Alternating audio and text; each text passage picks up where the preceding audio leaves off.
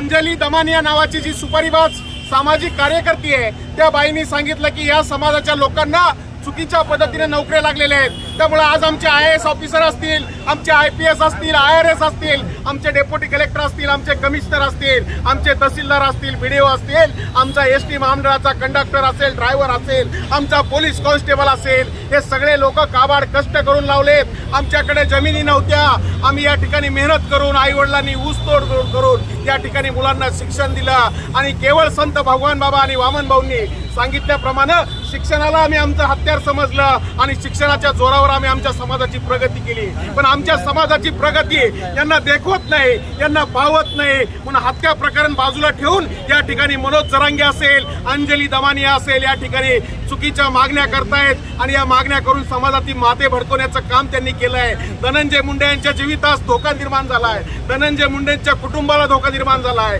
वंजारी समाजाच्या लोकांना धोका निर्माण झाला आहे.